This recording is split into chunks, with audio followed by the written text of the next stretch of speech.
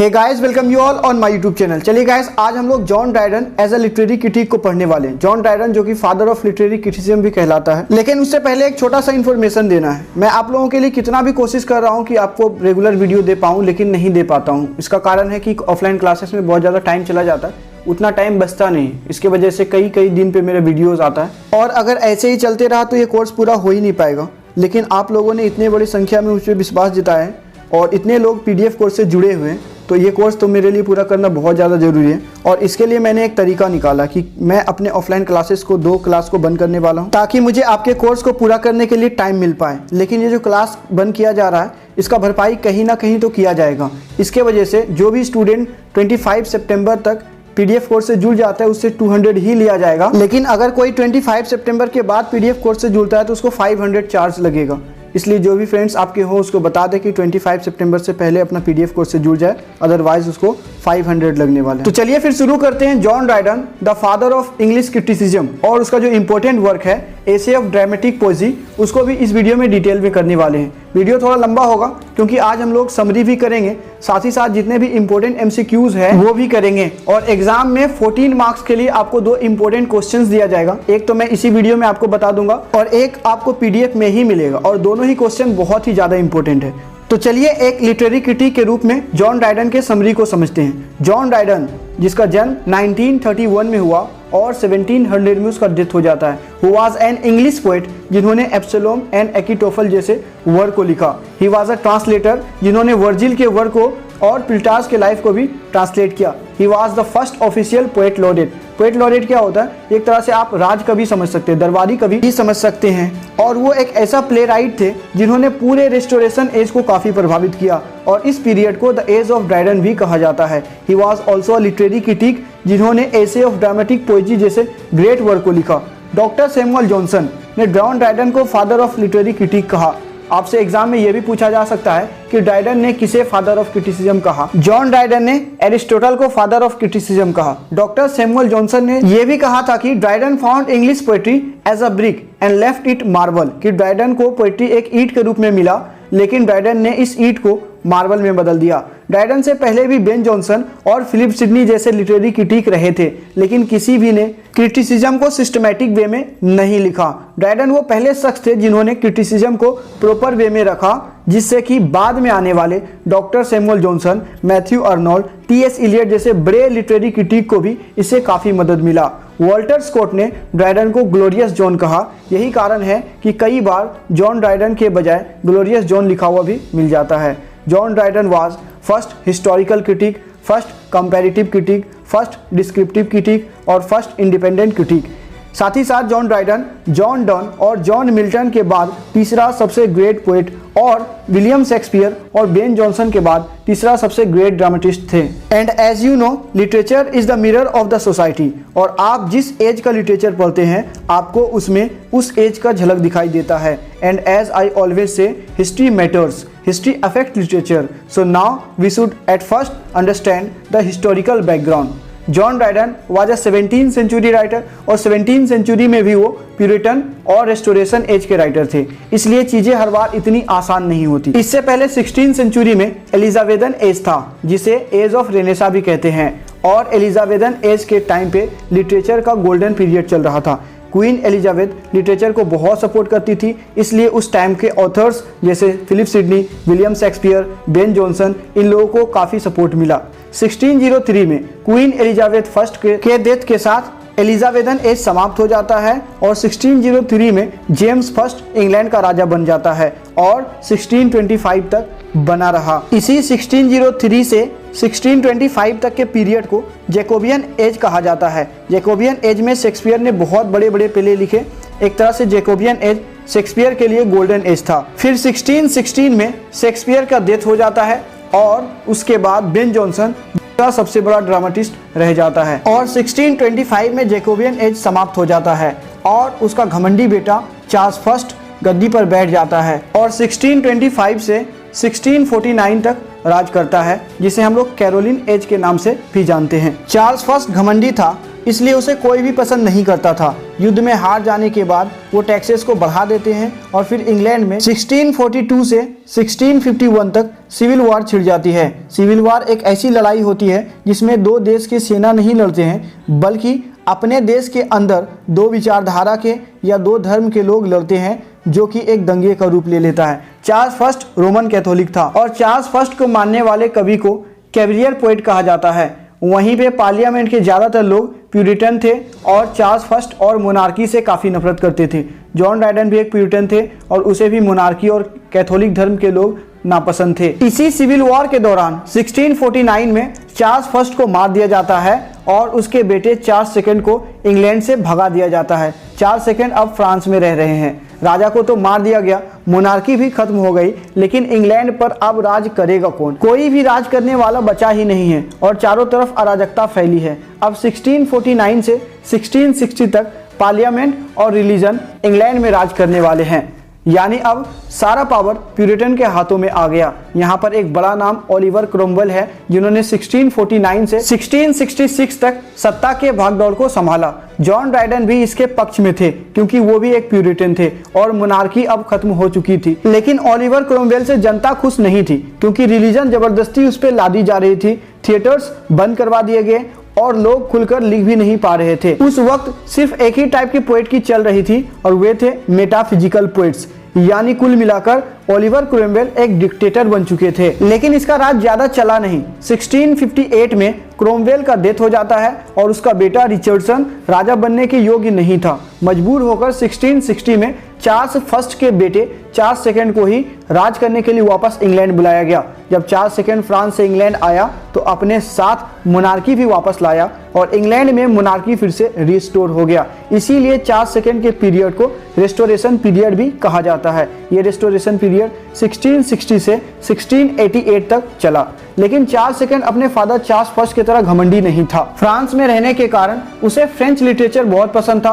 वो थिएटर में भी इंटरेस्ट रखता था। प्यूरिटन के टाइम पे इंग्लैंड में थिएटर 18 सालों से बंद था, उसने इसे भी खुलवा दिया। अब ये तो इसका हिस्टोरिकल बैकग्राउंड है। अब जॉन ड्राइडन पे वापस आते हैं। जॉन ड्राइडन का जन्म 1631 में नॉर्थहैम्पटन शायर में होता है और वो 1657 में लंदन में सेटल हो जाते हैं। वहाँ वो 40 सालों तक रहते हैं और लगभग हर तरह के वर्क को लिखते हैं। ओलिवर क्रोमवेल के डेथ पर ड्राइडन 1659 में एक वर्क लिखते हैं, द हीरोइक स्टेंजा। इस वर्क में ड्राइडन क्रोमवेल का प्रशंसा करते हैं और उसे एक हीरो की तरह दिखाते हैं। लेकिन ऐसा नहीं है कि ड्राइडन हमेशा किसी एक राजा के वफादार रहे हैं। राजा बदलने पर ड्राइडन अपने वफादारी भी बदल देते हैं। ओलिवर क्रोमवेल के टाइम पे प्यूरिटन को सपोर्ट किया तो चार्ल्स सेकंड के टाइम पे चार्ल्स सेकंड को भी स्वागत किया। 1660 में ड्राइडन एक वर्क लिखते हैं, Austria Redux, which means monarchy restored, और इसमें मोनार्की यानी राजशाही की प्रशंसा भी करते हैं। पहले ड्राइडन का फेथ क्रोमवेल में था, लेकिन ऑस्ट्रिया रिडक्स में वो इस चीज के लिए अपोलोजाइज करते हैं। ऑस्ट्रिया रिडक्स के बाद 1662 में ड्राइडन ने एक और वर्क को लिखा, टू हिज सेक्रेड मैजेस्टी, और इसमें भी वो चार्ल्स सेकंड को सेलिब्रेट करते हैं, उसकी प्रशंसा करते हैं कि किस तरह से चार्ल्स सेकंड ने इस टर्बुलेंस पीरियड को संभाला। फिर 1663 में ड्राइडन ने एक वर्क लिखा, द राइवल लेडीज, जो कि एक ट्रेजिक कॉमेडी है। लेकिन एन इवनिंग्स लव और द मॉक एस्ट्रोलॉजर ड्राइडन की एक प्योर कॉमेडी वर्क है। प्यूरिटन्स ने तो थिएटर को बंद करवा दिया था, लेकिन चार्ल्स सेकंड ने 1663 में थिएटर को फिर से रीओपन करवा दिया और उस टाइम पे जॉन ड्राइडन ने एक प्ले लिखा, द वाइल्ड गैलेंट, और ये इस थिएटर का पहला प्ले था। फिर 1664 में अपने brother in law Robert Howard के साथ कोलेब्रेशन में ड्राइडन ने नेक्स्ट वर्क लिखा, द इंडियन क्वीन। फिर 1665 में इसका सीक्वल द इंडियन एम्परर भी लिखा गया, जो कि एक हीरोइक प्ले है। फिर 1667 में ड्राइडन एक वर्क लिखते हैं,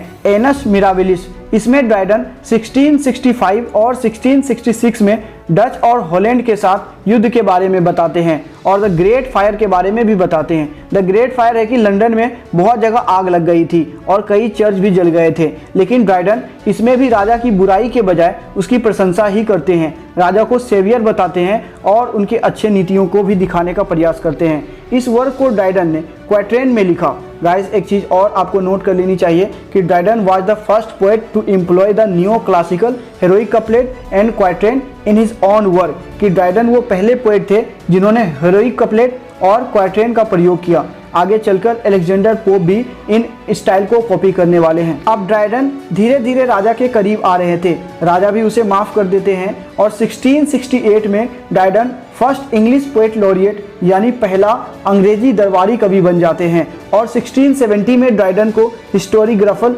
रॉयल का भी उपाधि दे दी जाती है। ड्राइडन का एक प्ले वर्क है द कंक्वेस्ट ऑफ ग्रैंडमा, इसको सबसे पहले 1669 और 1670 में 4 सेकंड के सामने परफॉर्म किया जाता है, उसके बाद इसको पब्लिश कर दिया जाता है। 1669 में ड्राइडन ने एक हीरोइक वर्क लिखा टायरेनिक लव और द रॉयल मैटियर। ये टायरेन का अर्थ होता है तानाशाह, जो कि रोमन एम्परर मैक्सिमिम के लिए लिखा गया। फिर 1675 में ड्राइडन ने एक ट्रेजिक वर्क लिखा औरंगजेब, जो कि इंडियन मुगल बादशाह औरंगजेब पे लिखा गया, जो कि ड्राइडन का बेस्ट राइम्ड हीरोइक प्ले है। और फिर 1678 में ड्राइडन ने अपना एक बहुत ही इंपॉर्टेंट वर्क लिखा ऑल फॉर लव और द वर्ल्ड वेल लॉस्ट, और ये एक तरह से कॉपी है विलियम शेक्सपियर के वर्क एंटोनियो एंड क्लियोपैट्रा का।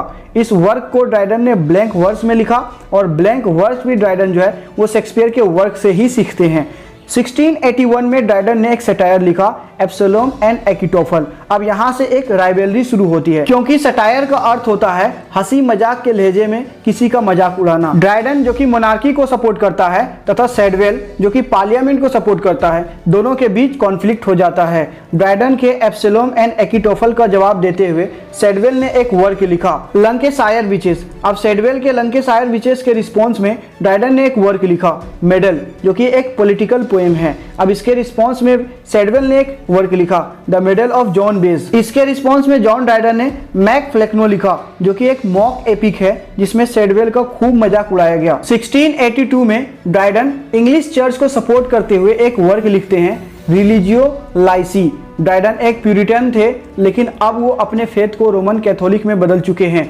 अब वो खुद 4 सेकंड के जैसा रोमन कैथोलिक बन चुके हैं। अब इस बात का सेलिब्रेशन करते हुए 1687 में वो एक वर्क लिखते हैं जिसका नाम the Hind and the panther है। यहाँ हिंद का अर्थ रोमन चर्च से है और पैंथर का अर्थ एंजेलिकन चर्च से है। 1688 में 4 सेकंड का एक बेटा होता है। अब क्योंकि जॉन ड्राइडन 4 सेकंड में स्ट्रॉन्ग बिलीफ रखते हैं, तो उन्होंने इसके सेलिब्रेशन में एक वर्क लिखा ब्रिटानिया रेडिवाइवा। 1688 में ही एक ब्लडलेस रेवोल्यूशन होता है और 4 सेकंड गद्दी छोड़कर भाग जाता है और थ्रोन क्वीन मैरी के हाथों में चला जाता है।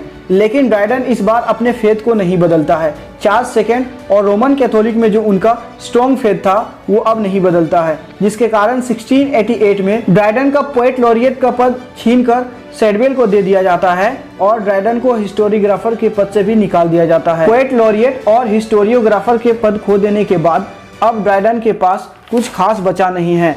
अब अपने जिंदगी के कुछ आखिरी सालों को ड्राइडन बड़े ही तंगी में गुजारते हैं। अपने बचे हुए कुछ सालों को लिटरेरी वर्क में ही निकालते हैं। जैसे उन्होंने जितने भी फ्रेंच ऑथर थे, जितने भी एंशिएंट ग्रीक ऑथर्स थे, जैसे कि ओविड, होमर, वर्जिल, इन सब के वर्क को ट्रांसलेट किया और फाइनली 1700 में जॉन ड्राइडन का डेथ हो जाता है।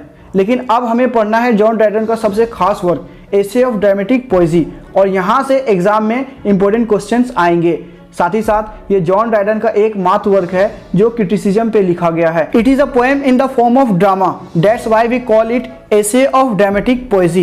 ये जॉन ड्राइडन का लॉन्गेस्ट सिंगल प्रोज वर्क है जो कि डायलॉग फॉर्म में लिखा गया है। इसे लिखा तो गया था 1665 में ही, बट इसे पब्लिश 1668 में किया गया। ये डायलॉग इसलिए है क्योंकि इसमें हमारे पास 4 अलग अलग कैरेक्टर्स हैं जो कि उस टाइम के 4 बड़े बड़े नामों को रिप्रेजेंट करता है। लेकिन जॉन ड्राइडन कोई भी जोखिम नहीं लेना चाहता था, इसलिए उन्होंने इन चारों कैरेक्टर्स का फिक्टिशियस नेम दे दिया है, जिसमें पहला कैरेक्टर यूजीनियस है जो कि सैकविले को रिप्रेजेंट करता है। दूसरा कैरेक्टर क्राइट्स है जो कि सर रॉबर्ट हावर्ड को रिप्रेजेंट करता है, जो कि जॉन ड्राइडन का ब्रदर इन लॉ भी है। तीसरा कैरेक्टर लिसिडियस है जो कि सेडले को रिप्रेजेंट करता है, और चौथा कैरेक्टर है निएंडर जो कि जॉन ड्राइडन को ही रिप्रेजेंट करता है। यानी इस डिबेट में जो कुछ भी निएंडर बोलेगा आप समझ जाएं कि वो जॉन ड्राइडन खुद बोलना चाह रहे हैं। युद्ध छिड़ी हुई है और चारों एक बोट पर बैठकर अपने डेस्टिनी की ओर जा रहे हैं, और तभी उन चारों के बीच एक डिबेट छिड़ जाता है कि कौन सा ड्रामा बेस्ट है,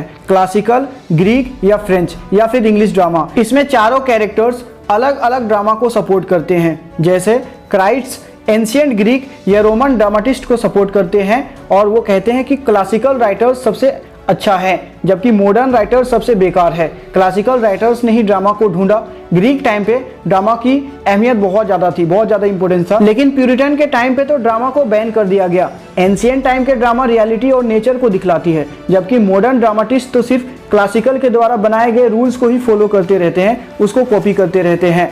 दूसरा कैरेक्टर यूजीनियस है, जो कि मॉडर्न ड्रामाटिस्ट को सपोर्ट करते हैं।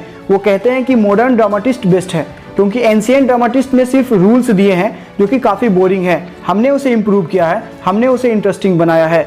तीसरा कैरेक्टर लिसिडियस है, जो कि फ्रेंच लिटरेचर को सपोर्ट करता है। वो कहता है ना एंशिएंट ना मॉडर्न, फ्रेंच ड्रामाटिस्ट बेस्ट है। फ्रेंच ड्रामाटिस्ट ने ट्रेजेडीज भी लिखी है, कॉमेडीज भी लिखे हैं, लेकिन कभी भी उनको मिक्स करने की बेवकूफ़ी नहीं की है, जैसे कि इंग्लिश ड्रामाटिस्ट ने किया है। और उससे भी अच्छी बात यह है कि उन्होंने अपने प्लॉट्स को हिस्ट्री से उठाया है, इसके लिए बड़ी संख्या में लोग उसे पसंद करते हैं। वो अपने वर्क में इंग्लिश ड्रामाटिस्ट की तरह ब्लैंक वर्ड्स का यूज नहीं करते, बल्कि ब्यूटीफुल राइम्स का यूज करते हैं, जो कि फ्रेंच ड्रामा का बेस्ट पार्ट है।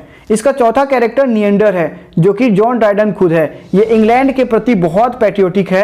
वो इंग्लिश ड्रामाटिस्ट को डिफेंड करते हुए कहते हैं, भले ही फ्रेंच ड्रामाटिस्ट कुछ पॉइंट्स में हमसे अच्छा हो, लेकिन बाकी सभी चीज़ों में हम लोग उससे बेस्ट हैं। फ्रेंच ड्रामा तो बनावटी है, जबकि इंग्लिश ड्रामा नेचुरल है। फ्रेंच ड्रामा में वैरायटी नहीं है, जबकि इंग्लिश ड्रामाटिस्ट ने ट्रेजेडीज और कॉमेडीज को मिक्स करके एक नया ही वैरायटी बना दिया है। और फ्रेंच ड्रामाटिस्ट सिर्फ रूल्स को फॉलो करते हैं, जबकि इंग्लिश ड्रामाटिस्ट अपने हिसाब से चलते हैं, इसमें एक्शन भी लेते हैं। अब निएंडर बेन जॉनसन शेक्सपियर का तारीफ करते हुए कहते हैं कि इंग्लिश ड्रामाटिस्ट बेस्ट है। इसके बाद आखिर में राइम और ब्लैंक वर्स में डिबेट होती है कि ड्रामा किस में लिखा जाना चाहिए, राइम्स में या ब्लैंक वर्स में। क्राइट्स कहता है कि एरिस्टोटल ब्लैंक वर्स के फेवर में थे, इसलिए ब्लैंक वर्स अच्छा है, लेकिन निएंडर कहता है कि कुछ सीरियस प्लेस के अंदर ब्लैंक वर्स अच्छी इमोशन नहीं डाल पाती है, यहाँ पे तो राइम ही काम आती है। आज अगर एरिस्टोटल होते तो खुद ही अपने थॉट्स को बदल लेते, और इससे पहले कि चारों किसी निष्कर्ष पे पहुंच पाते, वो अपने मंजिल पे पहुंच जाते हैं और ये डिबेट यहीं पे खत्म हो जाती है।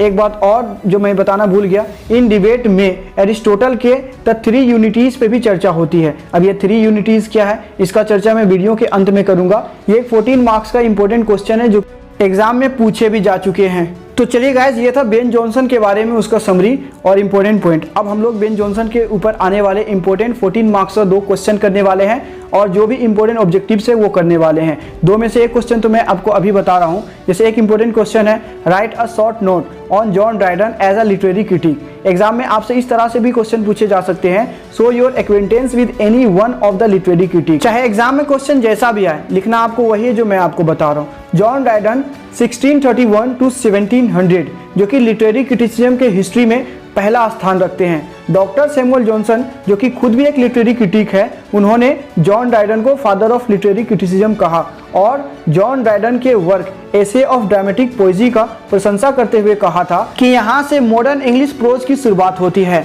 ड्राइडन का क्रिटिकल वर्क लगभग सभी जेनरीज जैसे एपिक, ट्रेजेडी, कॉमेडी, सटायर और ड्रामेटिक थ्योरी को सेटिस्फाई करती है। ड्राइडन ने कई प्रीफेस, प्रीव्यूज और प्रोलॉग्स भी लिखी है, जो कि एक साथ एक ऐसी मंच तैयार करती है जिसके बाद आने वाले अलेक्जेंडर पोप, मैथ्यू अर्नोल्ड और टी.एस. इलियट जैसे लिटरेरी क्रिटिक के पोएटिक और क्रिटिकल डेवलपमेंट में बहुत हेल्पफुल होती है। ड्राइडन का critical work essay of dramatic पोएजी को लिटरेरी क्रिटिसिज्म के इतिहास में एक मास्टरपीस माना जाता है, जिसे ड्रामा पर एक डिबेट के रूप में लिखा गया है। और इस डिबेट में 4 अलग अलग कैरेक्टर्स हैं, यूजीनियस, क्राइट्स, लिसिडियस और निएंडर। ये चारों पर्सोना ड्राइडन के 4 अलग अलग कंटेम्प्रेरीज को दिखलाते हैं। पहला कैरेक्टर है यूजीनियस, जिसका अर्थ सुखी संपन्न होता है, जो कि शायद चार्ल्स सैकविले को दिखलाता है, जो कि ड्राइडन का पैट्रोन है, बकहर्स्ट का लॉर्ड है और साथ ही साथ एक पोएट भी है। दूसरा कैरेक्टर है क्राइट्स। ग्रीक में क्राइट्स का अर्थ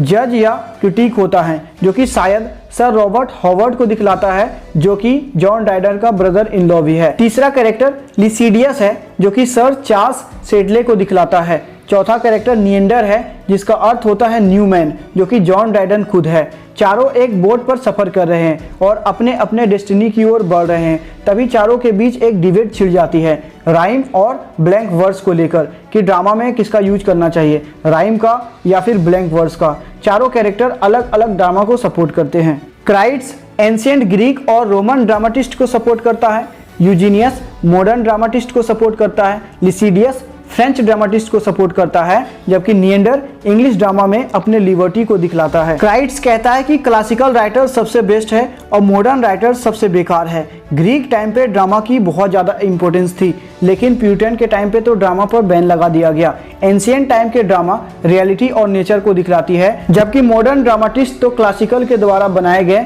रूल्स को ही कॉपी करते रहते हैं। यूजीनियस कहते हैं कि मॉडर्न ड्रामाटिस्ट बेस्ट है, क्योंकि एंशिएंट ड्रामाटिस्ट ने सिर्फ रूल्स दिए हैं जो कि काफ़ी बोरिंग है, उसे हमने इम्प्रूव किया है, हमने इंटरेस्टिंग बनाया है। तीसरा कैरेक्टर लिसिडियस कहते हैं कि सबसे अच्छा फ्रेंच ड्रामा है। फ्रेंच ड्रामा में बड़े बड़े ड्रामाटिस्ट रहे हैं और उन्होंने ट्रेजिडीज़ भी लिखे, कॉमेडीज़ भी लिखे हैं, लेकिन कभी भी ट्रेजिडी और कॉमेडी को मिक्स नहीं किया है। और साथ ही साथ फ्रेंच ड्रामाटिस्ट जो है वो अपने प्लॉट को हिस्ट्री से उठाते हैं, जो कि इसका बेस्ट पार्ट है। इसके लिए बहुत से लोग इसका सपोर्ट करते हैं। और फ्रेंच ड्रामा में ब्लैंक वर्स के बजाय राइम का यूज किया जाता है, ये एक अच्छा बात है। इसका चौथा कैरेक्टर निएंडर है, जो कि इंग्लैंड के प्रति बहुत ही ज़्यादा पेट्रियोटिक है। वो इंग्लैंड के ड्रामाटिस्ट को डिफेंड करते हुए कहते हैं कि भले ही फ्रेंच ड्रामाटिस्ट हमसे कुछ पॉइंट्स में अच्छा हो, लेकिन बाकी सभी पॉइंट्स में हम लोग उससे बेस्ट है। फ्रेंच ड्रामा तो बनावटी होता है, जबकि इंग्लिश ड्रामा नेचुरल होता है। फ्रेंच ड्रामा में वैरायटी नहीं है, जबकि इंग्लिश ड्रामाटिस्ट ने ट्रेजेडी और कॉमेडी को मिक्स करके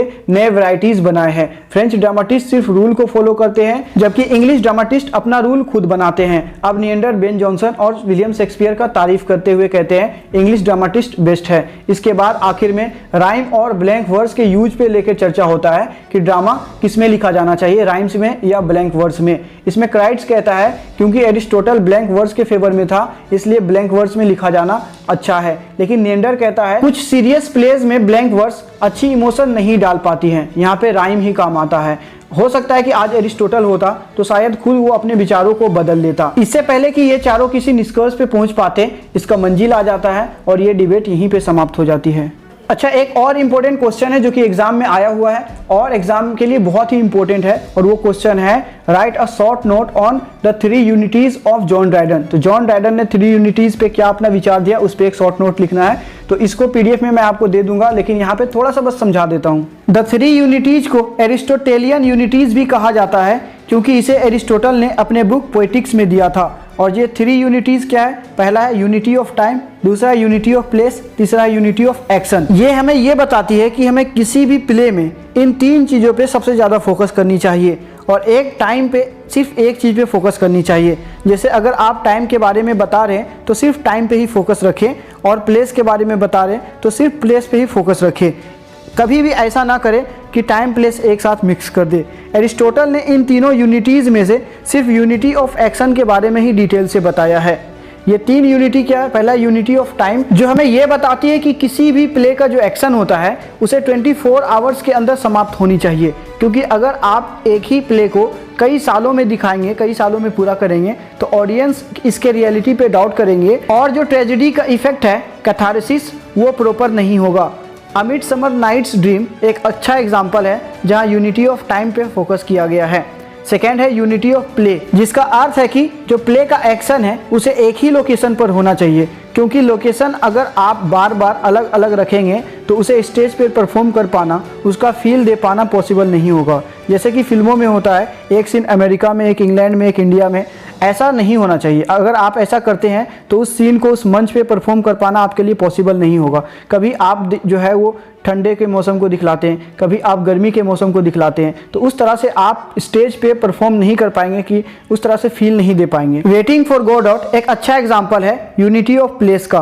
तीसरा है यूनिटी ऑफ एक्शन, और ये यूनिटी ऑफ एक्शन ही होता है जिसके वजह से प्लॉट समझने के लायक बन पाता है। और हो सके तो एक प्ले में एक ही मेन प्लॉट रखे और सब प्लॉट ना के बराबर रखे। वेटिंग फॉर गॉडॉट इसका भी एक अच्छा एग्जाम्पल है जहां यूनिटी ऑफ एक्शन को फॉलो किया गया है।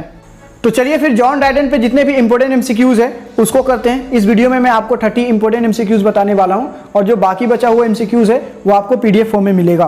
क्वेश्चन नंबर 1 है, in which language is essay of dramatic poesy written? किस भाषा में एसे ऑफ ड्रामेटिक पोएजी को लिखा गया?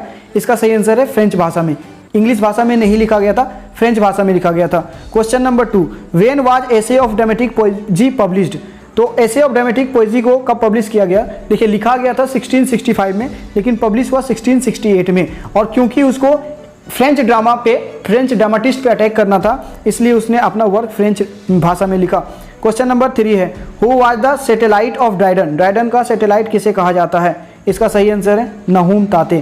Question number 4, who records in his diary that he met mister Dryden the poet, किसने अपने डायरी में लिखा कि वो ड्राइडन से एज अ पोएट मिले and he reminded till the day of his death, और उसके मृत्यु वाले दिन तक वो उसे याद रहे? इसका सही आंसर है पेपी। नेक्स्ट क्वेश्चन लेते हैं जो कि क्वेश्चन नंबर 5 है, हु रोड द इलेजी थ्रेनोडिया अगस्टेलिस, इसका सही आंसर है जॉन ड्राइडन। क्वेश्चन नंबर 6 है, in his youth Dryden came under influence of, तो अपने जवानी में किसके इन्फ्लुएंस में, किसके प्रभाव में ड्राइडन आ गए थे? सही आंसर है Cowley. Question number 7, who wrote discourse on satire, satire पे डिस्कोर्स लिखने वाले कौन थे? John Dryden. Question number 8, Dryden's elegy on death of Amyntas is a dash, इसका सही आंसर है pastoral elegy. Question number 9, Dryden's the wife of Bath her tale is, वो क्या है? एक फेबल है। नेक्स्ट क्वेश्चन लेते हैं जो कि क्वेश्चन नंबर 10 है, Dryden's Absalom and Achitophel, Dryden's Absalom and Achitophel is a very powerful, इसका सही आंसर है political satire. Question number 11, what special epithet is given to the Dryden's play in general, इसका सही आंसर है heroic plays. Question number 14, Dryden's love triumphant is a dash, इसका सही answer है heroic play.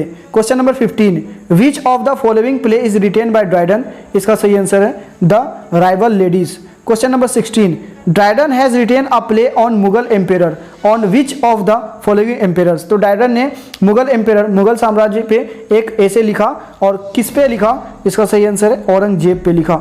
Next question लेते हैं हम लोग जो कि क्वेश्चन नंबर 17 है, who does Dryden satirise in Mac Flecknoe, sorry guys ये मैक्स फ्लेक्नो नहीं, ये मैक फ्लेक्नो है।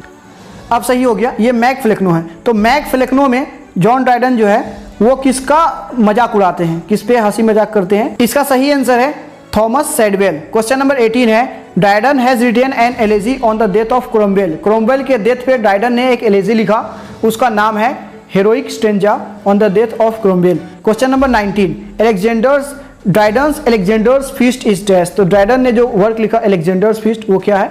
एक ओड है, पोएम है, पोएम में ओड है। क्वेश्चन नंबर 20, जिमरी जो कि क्या है? ड्यूक ऑफ बकिंघम भी है, is a character that appears in Dryden's, तो ड्राइडन का एब्सोलम एंड एकिटोफल में वो अपीयर होते हैं। Question number 21, Dryden was held as the father of criticism, तो ड्राइडन को कहा गया फादर ऑफ क्रिटिसिज्म भी, हु हेल्ड दिस दस, ऐसा किसने कहा? इसका सही आंसर है डॉक्टर जॉनसन, बहुत इंपॉर्टेंट है। Question number 22, here is my wife, here let her rest, now see is at rest, so I am, ये जो स्टेटमेंट है ये किसने दिया? सही आंसर है John Dryden.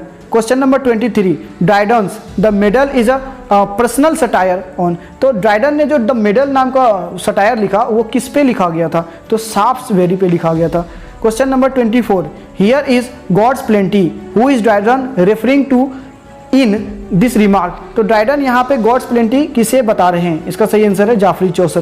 Question number 25, our numbers, ये एक स्टेटमेंट है, ये जो स्टेटमेंट है, our numbers were in their nonage till these two appears, whom does Dryden refer to his observation, तो ड्राइडन किसको रिफर करे? वो दो लोग, तो ये है वॉलर एंड डेनहम।